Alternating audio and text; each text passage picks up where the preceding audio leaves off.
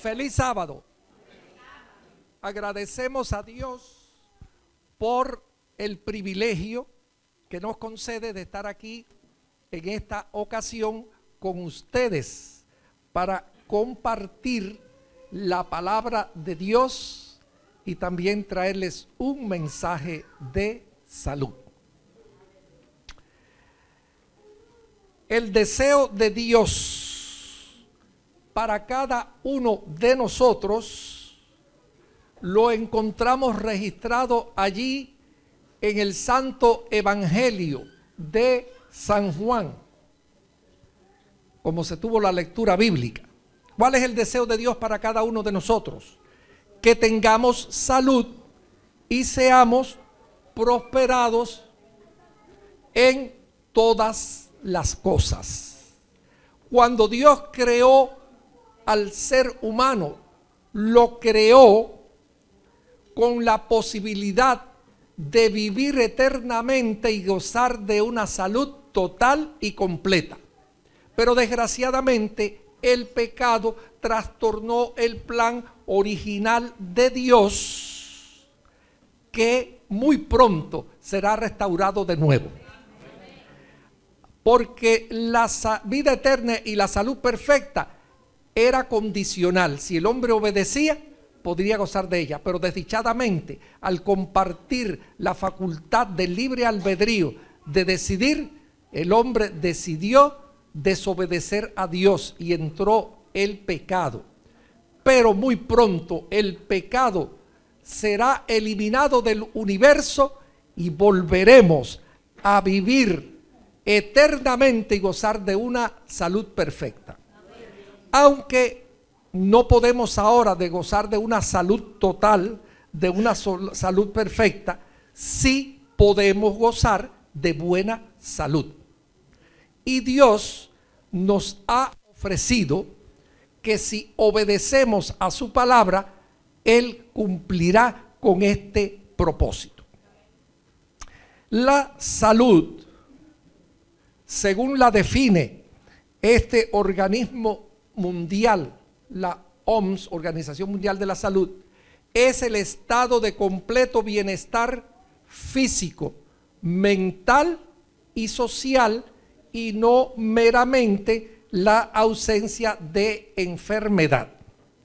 Pero el diccionario conciso de Oxford nos dice en forma abreviada que la salud es sanidad física, sanidad mental y ¿qué más? Y sanidad espiritual. Entonces esa definición de la Organización Mundial de la Salud está como incompleta, porque Dios, cuando creó al ser humano, lo creó a su imagen y semejanza, y el hombre es por lo tanto un ser integral. Es decir, que podemos definir la salud como diciendo que es el completo estado de bienestar físico, mental, social y espiritual, y no meramente la ausencia de enfermedad. Así como el Padre, el Hijo y el Espíritu Santo constituyen una unidad indisoluble que es la Divina Trinidad o Deidad, así cuerpo, mente y espíritu constituyen también una unidad que es el hombre o ser viviente.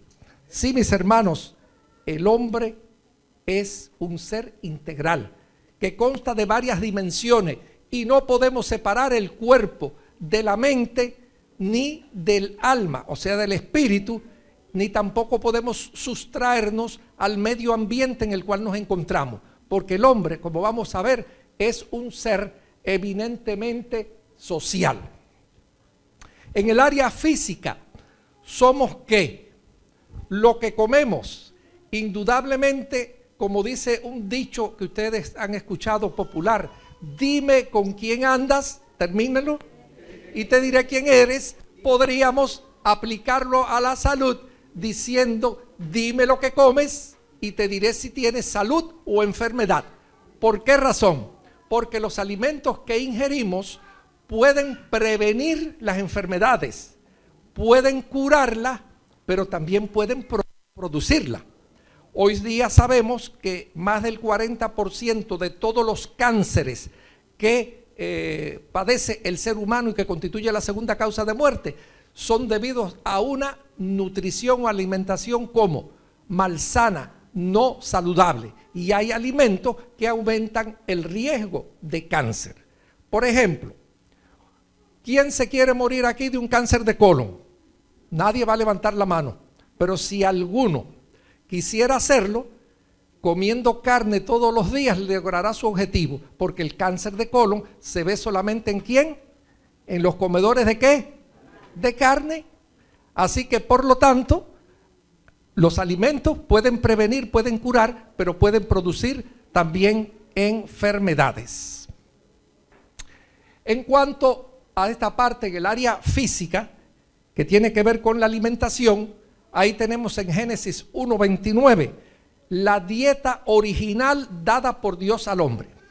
Ustedes saben que los fabricantes de automóviles saben cuál es el mejor combustible, si es un motor de gasolina, si es un motor diésel o diésel, como querramos decir, ¿verdad? Saben cuál es el mejor combustible y hay un manual para cómo debe usarse. Pues Dios, nuestro creador, nos dio en el manual que todos disponemos, la palabra de Dios, la Biblia o Sagradas Escrituras, la dieta original para que nos fuera bien. Y allí en Génesis 1:29 tenemos la dieta original. ¿En qué consistía la dieta original? Ahí están viendo en pantalla. El fruto de las plantas y también semillas. ¿Qué incluía el fruto de las plantas y semillas? Bueno, en primer lugar, ¿qué sucede con la proyección? Bueno, no importa, mientras la ponen ahí seguimos hablando. ¿Qué incluía la dieta original? Primeramente incluía frutas, porque las frutas son parte del fruto de las plantas. Ustedes no han visto los árboles y ahora que ya comienza la primavera, ¿verdad? Las flores comienzan a brotar y después surge un fruto. Así que las frutas de amplia variedad, Dios las proporcionó al hombre. Pero ¿qué incluía además el fruto de las plantas?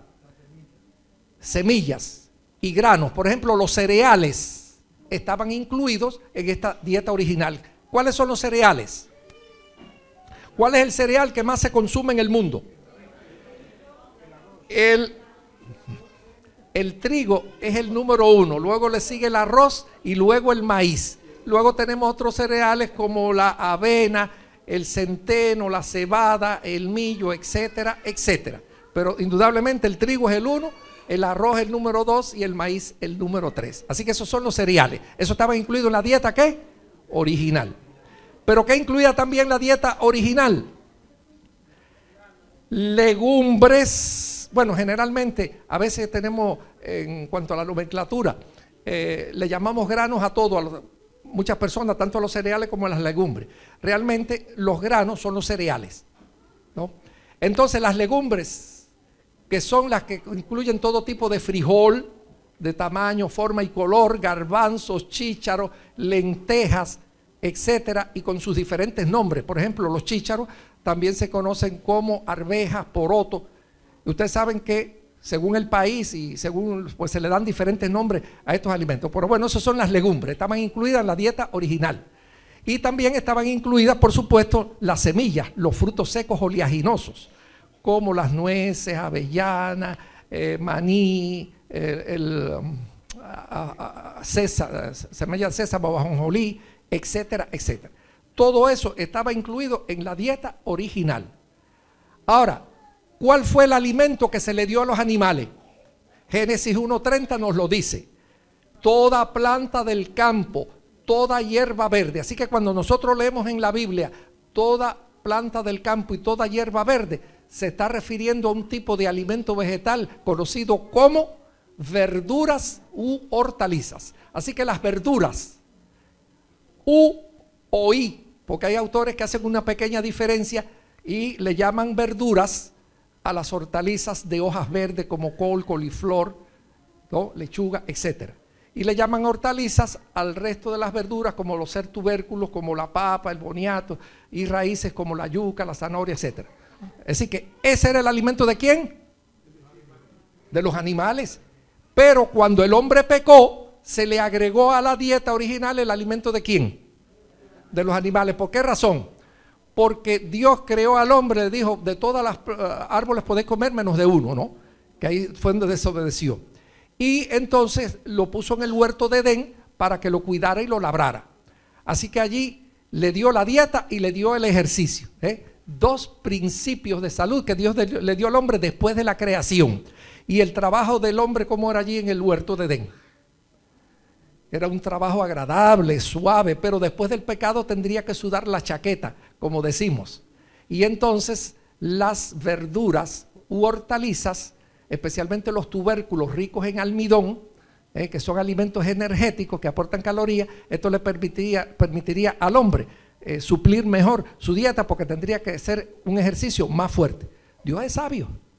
Y después del diluvio, cuando toda vegetación, todo quedó destruido, Dios autorizó al hombre por primera vez el consumo de carne de alimentos o de animales ¿qué? Limpios. Véase Levíticos 11 y Deuteronomio 14. Ahí está el listado de los animales limpios y los inmundos. ¿Por qué Dios hizo esto? Hay varias razones, pero hay dos fundamentales. Número uno, lo hizo para acortar la duración de la vida. El hombre vivía por siglos. Por ejemplo, ¿quién es el que más vivió? ¿Cuántos años? 969. Luego, ¿quién le siguió? Jared con 962. Luego le siguió ¿quién? Adán. No. Noé, que vivió 950. Luego le siguió ¿quién? Adán con 930 y así sucesivamente. ¿Ven? Se medía por siglos. Pero Dios, después del pecado, decidió disminuir la duración de la vida del ser humano. Y entonces, ¿qué dijo Dios en su palabra? No contenderá más mi espíritu con el hombre, porque ciertamente es carne. Por tanto serán sus días, ¿cuánto? 120 años. Ustedes saben que un texto bíblico sin su contexto es un pretexto. ¿Por qué razón? Dice Dios que la Biblia debe ser escudriñada. No podemos leer un versículo y quedarnos ahí. Hay que seguir más adelante. Recuerden la visión que tuvo allí Pedro, el lienzo de los animales de todo tipo. Y le dijo, Pedro, mata y come. No, señor, nunca he comido. Así que el que quiere comer de todo, se queda ahí y no sigue más adelante. Entonces este texto de que no serán más sus días 120 años, tiene varias aplicaciones bíblicas. Le voy a dar dos. Número uno, Noé estaría predicando por 120 años la palabra de Dios para que los hombres se arrepintieran, ¿cierto?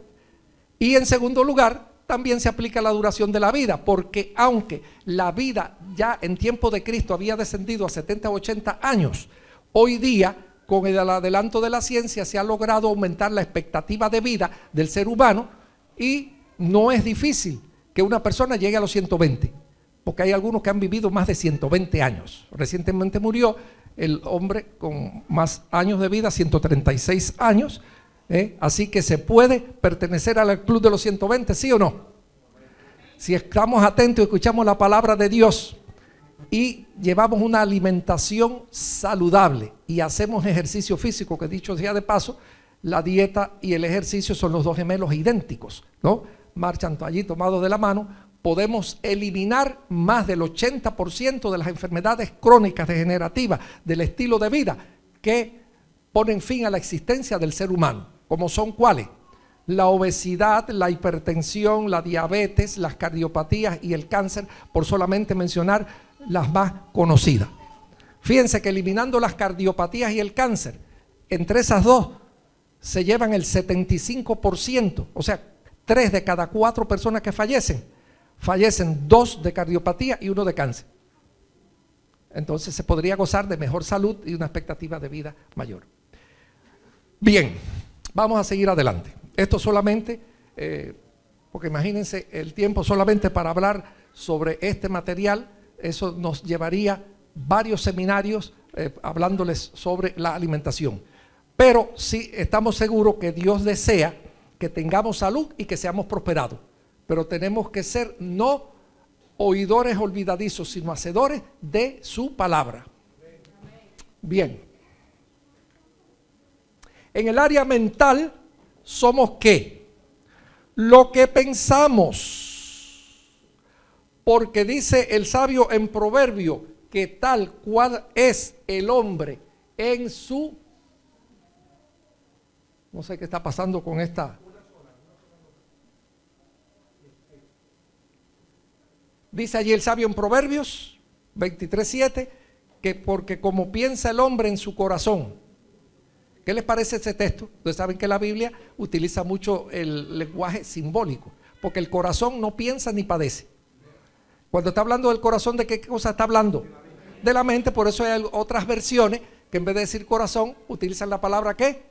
Mente. El hombre es la corona de la creación. Dios le ha dado la mente para pensar. Es la forma en que Dios se comunica con nosotros. Pero indudablemente el hombre primero piensa, ¿no?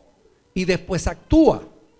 Es decir, que consultamos los pensamientos. Cuando el hombre actúa en forma impulsiva, como los animales que actúan por instinto, se comporta como seres irracionales, porque se deja llevar no por los pensamientos, sino ¿por qué? Por las emociones. ¿Nos damos cuenta? Entonces, pues esto es una verdad. Y en el área espiritual,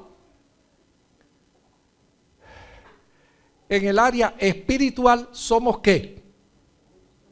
¿Qué somos en lo espiritual? Lo que meditamos. La meditación nos lleva a buscar ¿a quién? A Dios, que no solamente es nuestro creador, es también nuestro sustentador y es nuestro redentor. Y por eso el salmista nos dice allí, ampliando este concepto, en Salmo 19:14, sean gratos los dichos de mi boca y la meditación de mi corazón delante de ti, oh Jehová, roca mía y redentor mío. Y en el área social somos ¿qué? Lo que contemplamos. La contemplación nos lleva a la imitación. Por eso debemos de contemplar a nuestro ejemplo, a nuestro dechado que es Cristo Jesús. No el pastor de la iglesia, no el anciano. Cristo Jesús es nuestro ejemplo. Por eso el apóstol Pablo pudo decir, sed imitadores de mí como yo lo soy de Cristo. Qué bueno que pudiera decirse también de cada uno de nosotros. El hombre es un ser eminentemente social. Fíjense si es así, que después que Dios había creado a Adán, expresó lo siguiente: no es bueno que el hombre esté como solo, le haré ayuda idónea. Por lo tanto hizo caer sueño sobre Adán y entonces tomó un hueso del pie, no para que no fuera pisoteada y hollada, de la cabeza tampoco para que no se enseñoreara de él, lo tomó de una costilla. Y yo, como médico y cirujano, pienso que fue de la quinta costilla izquierda, porque es la que está más cerca del corazón, para que la tuviera allí cerca de él, la amara, la respetara. Así que Dios creó su ayuda idónea, creó a Eva. Bien, mis hermanos, vamos, después de haber hecho estas breves consideraciones sobre los aspectos de la salud, de la alimentación y el trabajo, vamos ahora a la parte espiritual, que queremos que cada uno de nosotros medite en ello. Y el texto clave para nuestra reflexión en esta mañana lo encontramos en Lucas 2:52. ¿Qué nos dice allí Lucas acerca de Jesús? Dice que crecía ¿cómo? En sabiduría, en estatura y en gracia ante Dios y ante los hombres. Crecía en sabiduría, ¿cómo? Mentalmente. Crecía en estatura, ¿cómo? Físicamente. Y crecía en gracia, ¿cómo? Espiritualmente. Noten ustedes cómo el hombre es un ser integral. ¿Por qué? Porque fuimos creados a imagen y semejanza de Dios. Así que es muy importante que entendamos esto, que el ser es un ser que tiene o goza de varias dimensiones. No podemos separar el cuerpo de la mente. Por eso dice el dicho que mente sana, cuerpo sano. Así que hay una íntima relación entre el cuerpo y la mente, y también espiritualmente, y también socialmente, porque el hombre es un ser eminentemente social.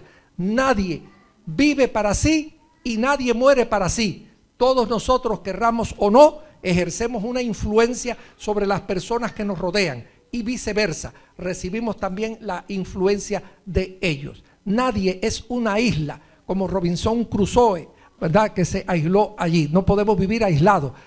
No somos del mundo, pero vivimos en el mundo, y mientras vivimos en el mundo debemos ser luces, faros que alumbramos a aquellas personas que nos rodean para llevarla al conocimiento de Dios, de Jesucristo, y puedan también ser salvos.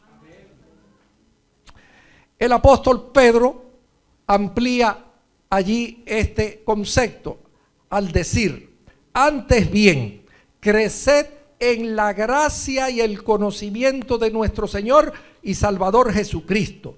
A Él sea la gloria, ahora y hasta el día de la eternidad. Sí, mis queridos hermanos, los seres humanos nacen, crecen, se reproducen y mueren. Siguen este ciclo. Por eso el nacimiento es un momento que llena de gozo y de alegría, ¿verdad?, a los padres, las madres, cuando ven allí al nacimiento del bebé. Para el agricultor, una semilla germina y la apariencia de aquellas primeras hojas le traen, ¿qué cosa? Felicidad al jardín, y le traen alegría también.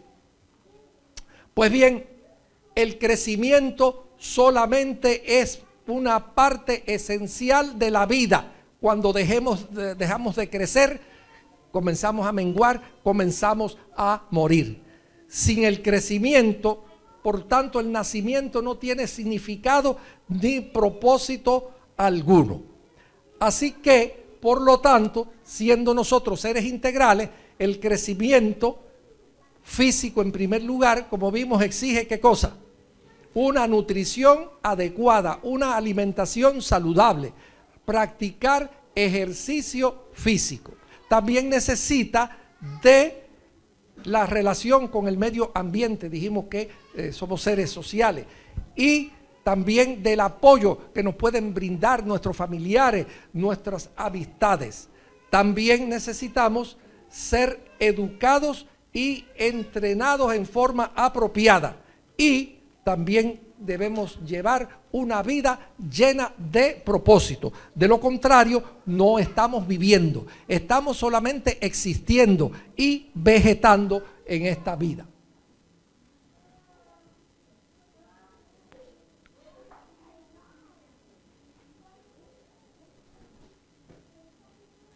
Así que, por lo tanto,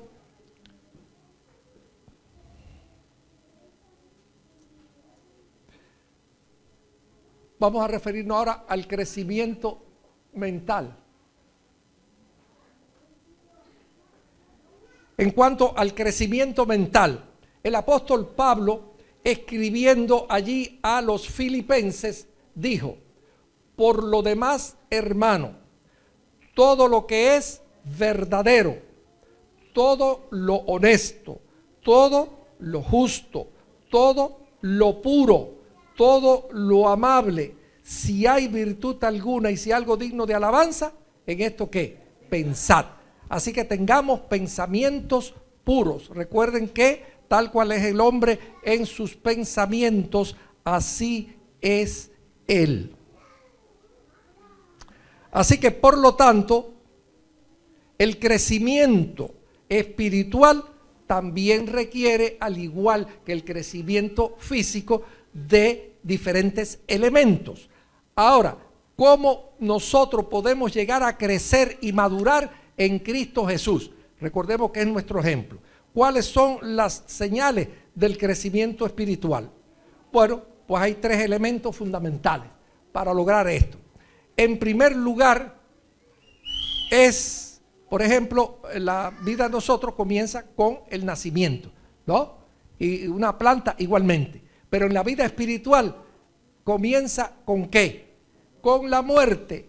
Primeramente la muerte de Cristo Jesús en la cruz del Calvario. Si Cristo no hubiese muerto en la cruz del Calvario por nuestros pecados, no tendríamos esperanza ninguna. Porque la salvación es un regalo de Dios otorgado a cada uno de nosotros por su gracia. Luego le sigue la muerte al yo. Cada día tenemos que morir al yo. Y al morir, experimentar la experiencia de un nuevo nacimiento, vivir una vida nueva. Bien, en cuanto a la muerte de Cristo, aquí tenemos un texto áureo en la Biblia. Si la Biblia desapareciese y permaneciese solamente este texto, sería suficiente para nuestra salvación. Vamos a repetirlo todo, un texto muy conocido. Porque de tal manera amó Dios al mundo, que ha dado a su Hijo unigénito, para que todo aquel que en Él cree no se pierda, mas tenga vida eterna. Sí, mis queridos hermanos, la cruz se encuentra en el mismo centro del plan divino de la salvación. Sin cruz no habría posibilidad de vida eterna, no habría posibilidad del perdón de nuestros pecados y de obtener una victoria total sobre Satanás. Pero es necesario que experimentemos la muerte al yo. Por eso Pablo, hablando a los Gálatas, les dijo lo siguiente, que es también para nosotros. Con Cristo estoy juntamente crucificado y no vivo ya yo, mas vive Cristo en mí. Y lo que ahora vivo en la carne, lo vivo en la fe del Hijo de Dios, el cual me amó y se entregó a sí mismo por mí. Así que por lo tanto, la vida del cristiano no comienza con el nacimiento, sino que comienza con la muerte. Cuando somos bautizados, el bautismo es la puerta de entrada a la iglesia. Damos testimonio público que hemos muerto al pecado, y al ser sumergidos en esa tumba líquida y al ascender, entonces símbolo de que hemos resucitado. Así que la vida cristiana comienza con la muerte. No hay comienzo ninguno hasta que el yo muera y sea crucificado. El apóstol Pablo, hablando a los corintios, agrega al respecto: de modo que si alguno está en Cristo, ¿es qué cosa?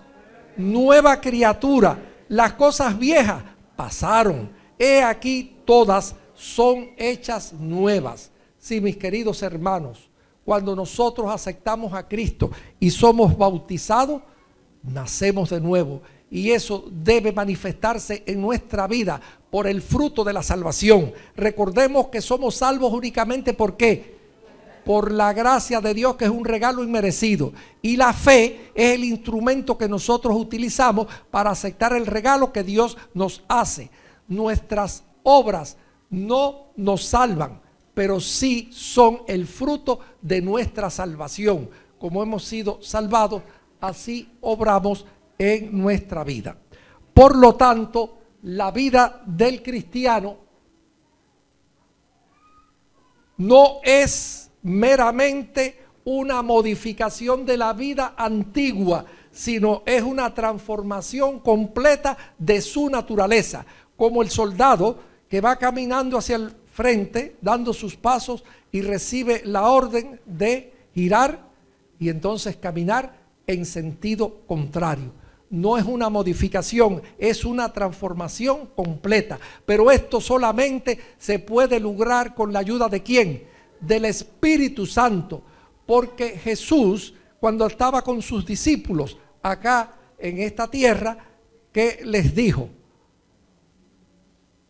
Yo soy la vid y vosotros sois ¿qué cosa? Los pámpanos, es decir, las ramas. Porque separados de mí nada podéis hacer. Por eso el apóstol Pablo pudo decir: todo lo puedo en Cristo que me fortalece. Ahora veamos las señales del crecimiento espiritual. En primer lugar, tenemos que vivir una vida del Espíritu, una vida que da los frutos de la salvación. Y aquí recogemos la experiencia de Jesús con, con Nicodemo. Cuando le dijo: Nicodemo, tienes que nacer de nuevo. ¿Qué le dijo Nicodemo haciéndose el tonto, no? Porque era un erudito. ¿Cómo el hombre, siendo ya mayor, adulto, puede penetrar de nuevo en el vientre de su madre y nacer? Nicodemo, te digo que el que no nace del agua y del Espíritu no puede ver el reino de Dios. Eso es lo que significa una vida del Espíritu. Pero también hay que vivir una vida de amor y de unidad. Por eso en la oración sacerdotal de Cristo, cuando oraba allí en el Getsemaní a su Padre, oraba por la unidad, ¿verdad? Padre, que ellos sean uno, como tú y yo somos uno. Así que debe haber unidad, no uniformidad. ¿Por qué digo esto? Somos iguales delante de los ojos de Dios, porque de una sangre ha hecho Dios el linaje humano. Pero cada persona en este mundo es diferente. Se cuenta que en cierta ocasión el sabio Wolfgang Lupercio Goethe examinó 10.000 hojas de un árbol y no encontró dos que fueran exactamente iguales. Ni aun los gemelos univitelinos que proceden de un solo óvulo fecundado son exactamente iguales. Cuando Dios creó a Adán, botó el molde. Somos la corona de la creación, somos seres especiales, y Cristo hubiera venido aún a este mundo por una sola alma. Así que así nos ve Dios y somos delante de Él de gran valor. Pero necesitamos también una vida de estudio. Cuando Cristo fue llevado por el Espíritu al desierto para enfrentar la tentación, allí Satanás le acosó. Primeramente, en la primera tentación le pidió que aquellas piedras se convirtieran en ¿qué? En pan. Y Jesús, ¿qué le dijo? No solo de pan vivirá el hombre, mas de toda palabra que sale de la boca de Dios. Pero mis hermanos, necesitamos también de una vida de oración. La oración es el aliento del alma. No podemos vivir separados de Jesús. Cuando oramos a Dios, le hablamos, le contamos nuestras dificultades. Y Él, mediante su palabra escrita, nos habla a nosotros primeramente. Pero no olvidemos que además de la palabra escrita, hay otro libro, el libro de la naturaleza. Dice el salmista que los cielos cuentan la gloria de Dios y la expansión denuncia la obra de sus manos. Así que aun aquellos que no hayan podido tener acceso a la Biblia, a la palabra de Dios escrita, tendrán excusas. Porque ¿quién en una noche estrellada, al contemplar el universo y ver las maravillas que Dios ha hecho, puede dudar de su existencia? Así que por lo tanto, el consejo de Pablo también allí a los Efesios es que oremos en todo tiempo, orad sin cesar. Ese es el texto más corto de la Biblia. Sin embargo, para mí pienso que es uno de los más importantes, porque la oración es el aliento del alma. Así como no podemos vivir sin ingerir alimento mucho tiempo, tampoco podemos tener vida espiritual si no oramos. Ahora, recordemos que Dios, con la libre elección, nos dio también el principio del dominio propio, de la templanza. ¿Qué quiere decir templanza o temperancia? Moderación. Dice la sierva de Dios que el que solamente ora, pronto dejará de hacerlo. Estoy diciendo algo, ¿por qué? A Dios orando y con el mazo dando. Como dice el dicho, hay que orar, hay que estudiar la Biblia y hay que hacer obra misionera. Como se decía allá antes en Cuba, ¿verdad? Estudio, trabajo y fusil. Es decir, hay que estudiar la Biblia, hay que orar y hay que trabajar, hacer obra misionera. Así que una vida que tiene fruto. Ya vimos cómo Cristo le dijo a sus discípulos la importancia de permanecer en Él. Pero también somos soldados de la cruz y el cristiano tiene que estar al tanto porque estamos empeñados en una guerra espiritual donde Él nos dice que no tenemos lucha contra sangre y carne, sino contra ¿qué? Contra potestades, contra los gobernantes de las tinieblas de este siglo. Nuestra lucha es contra Satanás y sus secuaces. Así que por lo tanto debemos estar con Dios para que sus santos ángeles nos ayuden. Así que el cristiano tiene que vivir una vida de oración, de testificación y de esperanza. Así que por lo tanto dejo las palabras del apóstol Pablo a los tesalonicenses con ustedes a modo de conclusión. ¿Qué nos dice allí Pablo a los tesalonicenses, que nos lo está diciendo a nosotros mismos? Y el mismo Dios de paz os santifique por completo, y todo vuestro ser, ¿qué? Espíritu, alma y cuerpo, sea guardado irreprensible para la venida de nuestro Señor Jesucristo. Mis hermanos, que Dios añada su bendición a su palabra en esta ocasión, que nosotros podamos estar seguros de que Dios, mediante su Espíritu Santo, hará esa obra maravillosa de regeneración en nuestras vidas, y muy pronto, por haberle sido fieles, podemos darle la bienvenida y vivir con Él eternamente y disfrutando de una salud perfecta. Que Dios les bendiga.